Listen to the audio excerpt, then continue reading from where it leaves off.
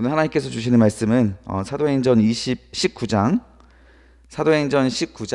21절에서 41절까지 말씀입니다. 제가 봉독해 드리겠습니다. 이 일 후에 바울이 마게도냐와 아가야를 거쳐 예루살렘에 가기로 작정하여 이르되 내가 거기 갔다가 후에 로마도 보아야 하리라 하고 자기를 돕는 사람 중에서 디모데와 에라스도 두 사람을 마게도냐로 보내고 자기는 아시아에 얼마 동안 더 있으니라. 그때쯤 되어 이 도로 말미암아 적지 않은 소동이 있었으니 즉 데메드리오라 하는 어떤 은장색이 은으로 아데미의 신상 모형을 만들어 직공들에게 적지 않은 벌이를 하게 하더라 하니 그가 그 직공들과 그러한 영업하는 자들을 모아 이르되 여러분도 알거니와 우리의 풍족한 생활이 이 생업에 있는데 이 바울이 에베소뿐만 아니라 거의 전 아시아를 통하여 수많은 사람을 권유하여 말하되 사람의 손으로 만든 것은 신이 아니라 하니 이는 그대들도 보고 들은 것이라. 우리의 이 영업이 천하여실 위험이 있을 뿐 아니라 그 여신 아데미의 신전도 무시당하게 되고 온 아시아와 천하가 위하는 그의 위험도 떨어질까 하노라 하더라. 그들이 이 말을 듣고 분노가 가득하여 외쳐 이르되 크다 에베소 사람의 아데미여 하니 온 시내가 요란하여 바울과 같이 다니는 마게도냐 사람 가이오와 아리스다고를 붙들어 일제히 연극장으로 달려 들어가는지라. 바울이 백성 가운데로 들어가고자 하나 제자들이 말리고 또 아시아 관리 중에서 바울의 친구된 어떤 이들이 그에게 통지하여 연극장에 들어가지 말라 권하더라. 사람들이 외쳐 어떤 이는 이런 말을 어떤 이는 저런 말을 하니 모인 무리가 분란하여 태반이나 어찌 모였는지 알지 못하더라. 유대인들이 무리 가운데서 알렉산더를 권하여 앞으로 밀어내니 알렉산더가 손짓하여 백성에게 변명하려 하나 그들은 그가 유대인인 줄 알고 다 한 소리로 외쳐 이르되 크다 에베소 사람의 아데미여 하기를 2시간이나 하더니 서기장이 무리를 진정시키고 이르되 에베소 사람들아 에베소 시가 큰 아데미와 제우스에게서 내려온 우상의 신전지기가 된 줄을 누가 알지 못하겠느냐. 이 일이 그렇지 않다 할 수 없으니 너희가 가만히 있어 무엇이든지 경솔하지 아니하여야 하리라. 신전의 물건을 도둑질하지도 아니하였고 우리 여신은 비방하지도 아니한 이 사람들을 너희가 붙잡아 왔으니 만일 데메드리오와 그와 함께 있던 직공들이 누구에게 고발할 것이 있으면 재판날도 있고 총도들도 있으니 피차 고소할 것이요 만일 그 외에 무엇을 원하면 정식으로 민회에서 결정할지니라. 오늘 아무 까닭도 없는 이 일에 우리가 소요 사건으로 책망받을 위험이 있고 우리는 이 불법 집회에 관하여 보고할 자료가 없다 하고 이에 그 모임을 흩어지게 하니라. 아멘. 성도의 모임의 이유라는 제목으로 말씀 증거하겠습니다.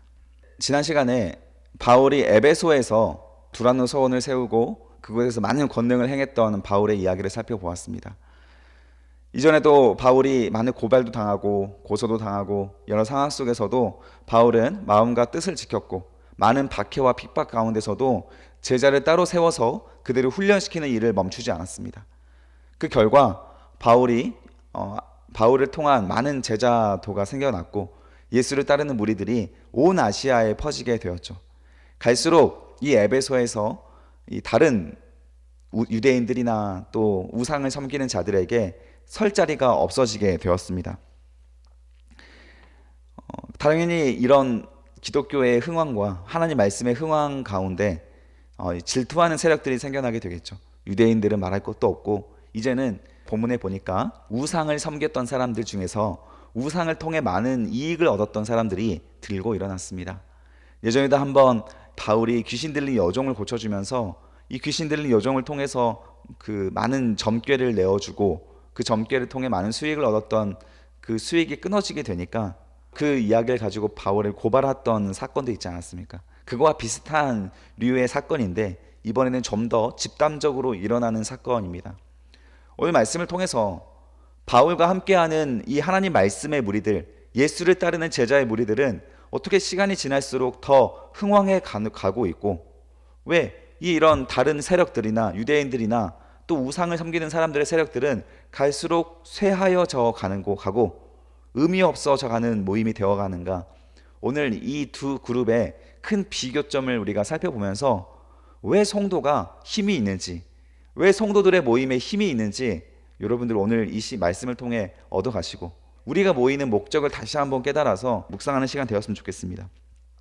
먼저 21절에 보니까 바울이 이 일이 있은 후에라고 합니다. 그리고 바울이 마게도냐 아가야를 걸쳐 예루살렘에 가기로 작정하였다. 지난 시간에 우리 이제 바울의 그 두란노 소원 이후에 바울을 시기하여서 스게와의 일곱 제사장의 아들들이 어떤 시험을 해봤죠.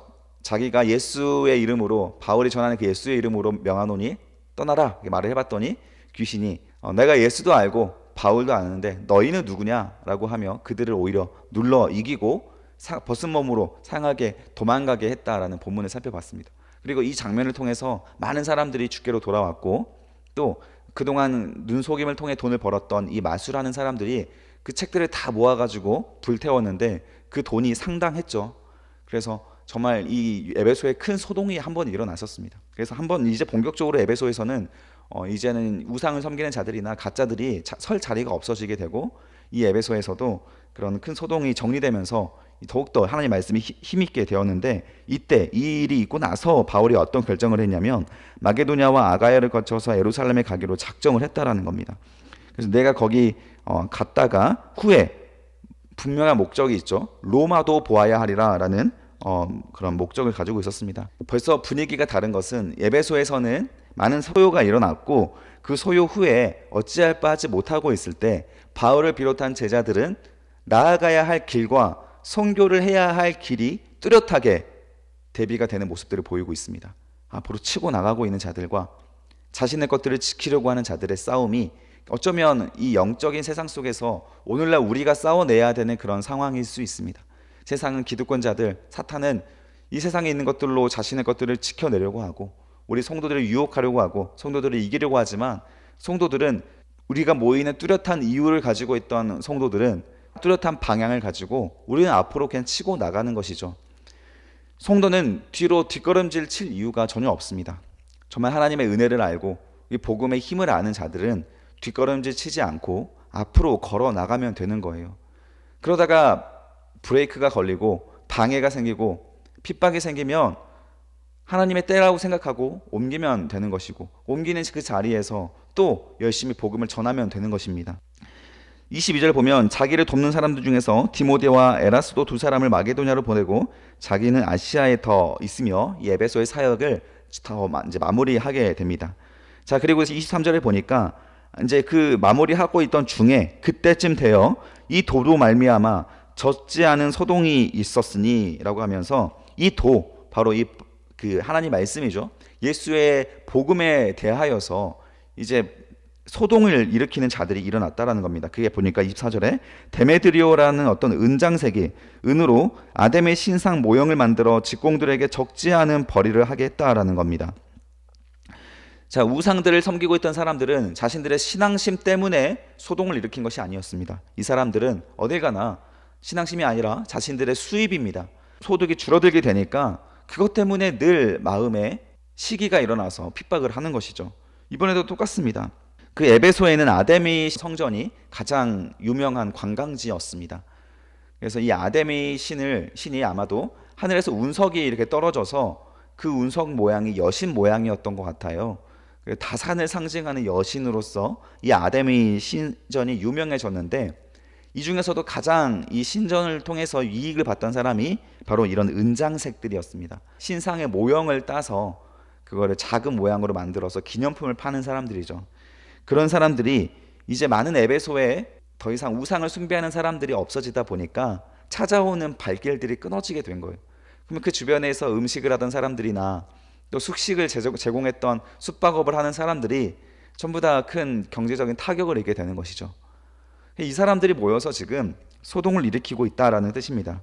25절에 보면 그가 직공들과 그러한 영업하는 자들, 관련 자들 다 모아서 이르되 여러분도 알거니와 우리의 풍족한 생활이 이 생업에 있는데, 이 바울이 에베소뿐만 아니라 거의 전 아시아를 통하여 수많은 사람을 권유하여 말하되 사람의 손으로 만든 것은 신이 아니라 하니 이는 그대들도 보고 들은 것이라. 에베소뿐만 아니라 이제 두란노 소원에서 열심히 배웠던 제자들이 전 아시아로 퍼져 나가면서 자신들이 했던 그런 복음들의 그 어떤 열매들을 주변 사람들이 다 들었고, 이 사람들도 들었다라는 뜻입니다. 27절에 보면 우리의 이 영업이 천하여질 위험이 있을 뿐 아니라 큰 여신 아데미의 신전도 무시당하게 되고 온 아시아와 천하가 위하는 그의 위엄도 떨어질까 하노라. 그래서 어떤 결의를 내립니까? 28절에 보니까 그들이 이 말을 듣고 분노가 가득하여 외쳐 이르되 크다 에베소 사람의 아데미여. 자, 크다 에베소 사람의 아데미여 라는 말은 그 아데미 신을 섬기고 있는 사람들의 예배 시간에 외치고 있던 구호입니다. 우리와 같으면 뭐 할렐루야 같은 외침이에요. 크다 에베소 사람의 아데미여 라고 하는 이 구호를 여기에 모인 사람들이 어떤 마음으로 외쳤어요? 분노의 마음으로 외쳤습니다. 여러분, 여기가 벌써 종교의 색깔이 드러나기 시작을 합니다. 종교는 자신들의 이익을 위한 수단입니다.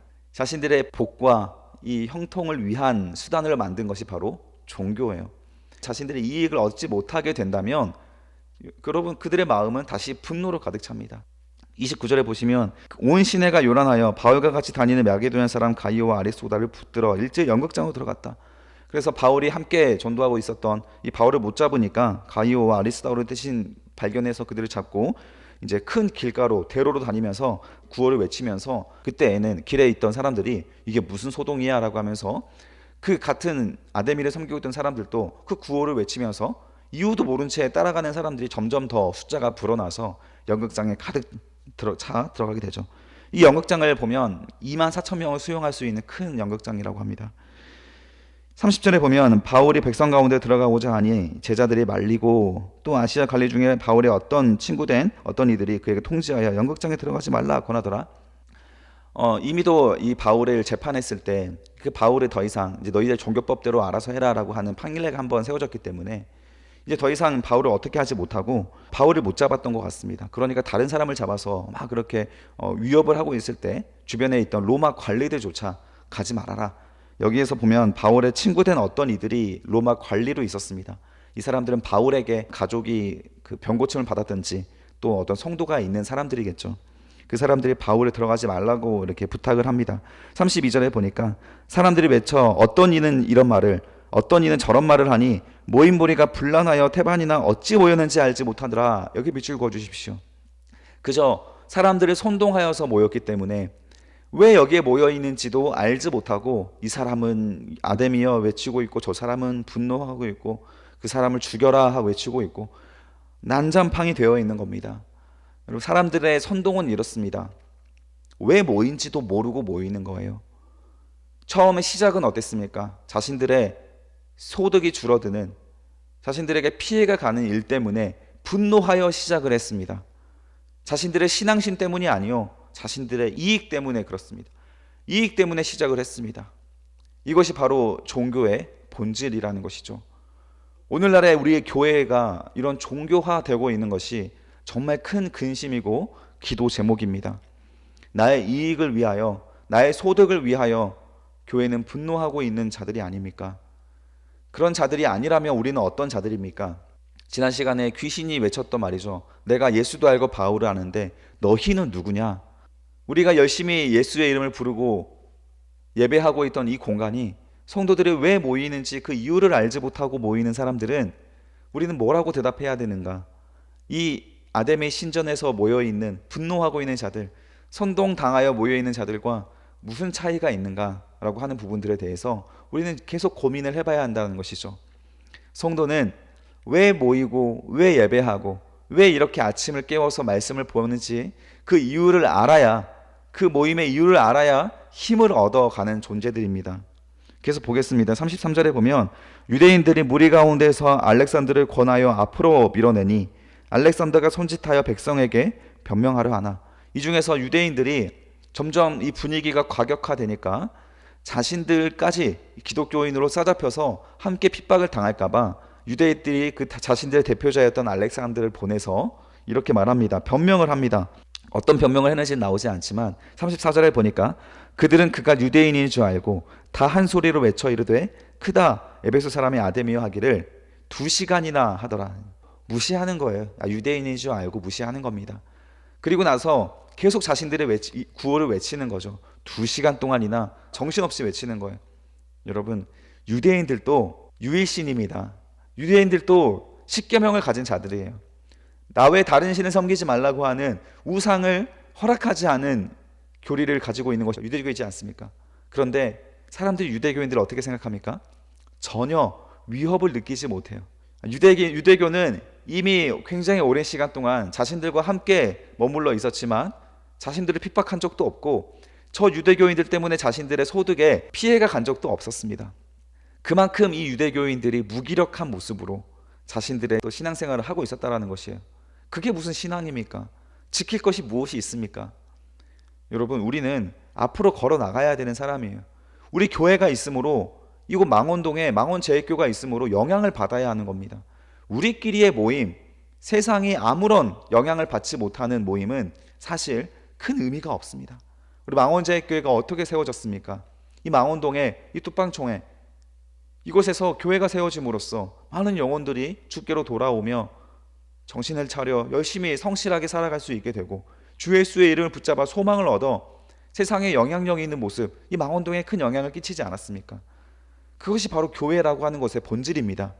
그러나 우리가 있는 자리 혹은 여러분들의 삶의 자리가 마다 성도로서 어떠한 영향을 끼치지 못하고 있다면 여러분, 우리는 어쩌면 종교인으로서 이 자리에 앉아 있을 수도 있다는 것입니다.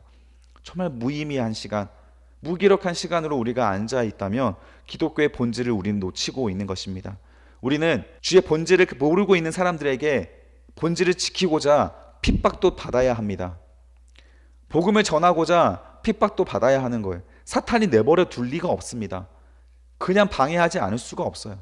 어떻게 해서든지 저 사람의 복음을 멈추게 만들고 사역을 멈추게 만들지, 그 선교를 멈추게 만들지, 그냥 구경하고 있지 않습니다. 사탄이 구경하고 있다면 무의미한 거예요. 무기력한 겁니다.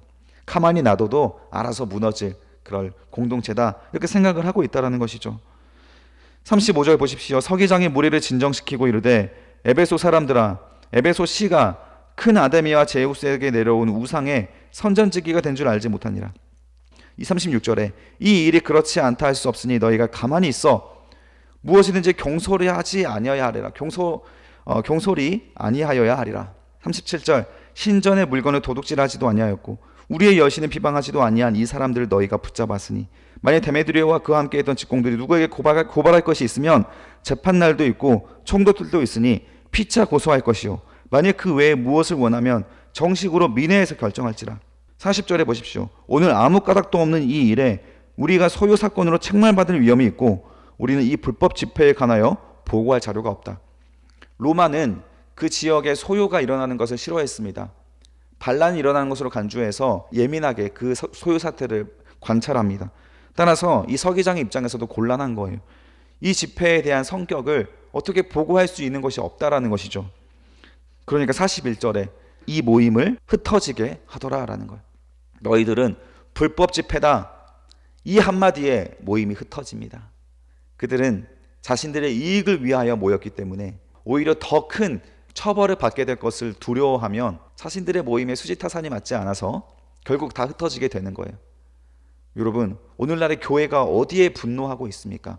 교회가 사람 머리 숫자, 또 우리가 모이게 되는 것으로 인하여서 우리가 누려지는 무언가를 이 사람들처럼 우리는 행동하지 않기 위해 노력해야 합니다. 세상이 우리를 불법 집회라고 규정한다면 우리는 이 모임을 흩어야 합니까? 그렇지 않습니다. 요한계시록에 보면 다시 그런 시대가 오게 됩니다. 교회를 인정하지 않고 적그리스도라고 하는 한 명의 절대 지도자가 나와서 그가 교회를 핍박합니다. 신선 모독을 합니다. 그때 우리 교회 모임은 다시 불법 집회가 될 것입니다. 그러나 그 자리에서 진짜 복음을 가지고 있던 성도들은 그 자리를 지켜내야 하는 것이에요. 우리는 우리의 이익을 위하여 모이는 자리가 아니기 때문에 그렇습니다. 우리는 복음을 가진 자들로서 하나님 나라에 소망을 둔 자로서 우리는 이 예배 시간을 지켜가고 있기 때문에 우리 성도들의 모임은 세상의 어떠한 상황에서도 굴복하지 않는 그 힘을 발휘할 수가 있게 되는 것입니다. 오늘 여러분, 우리들이 가지고 있던 복음의 힘은 단순히 하나의 철학이나 사상이 아닙니다. 여러분, 이 복음은 이 자체로 생명입니다. 이 말씀을 가지고, 이 복음을 가지고 오늘 우리의 인생을 전혀 다른, 세상과 전혀 다른 구별된 존재로 살아갈 수가 있게 되는 생명력이 있는 말씀이고 복음인 거예요. 이 복음의 말씀들을 여러분 잘 마음에 새겨서서 내가 예배 드리고자 하는 이유가 무엇인가, 오늘 하루 다시 한번 예수의 제자로 살아가고자 하는 이유가 무엇인지를 묵상해 보시며 하나님을 바라보고 세상과 다른 구별된 여러분들의 마음을 가지고 새 힘을 가지고 오늘 주말 토요일에 하루를 승리하실 수 있는 여러분 되시기를 주님의 이름으로 축복합니다.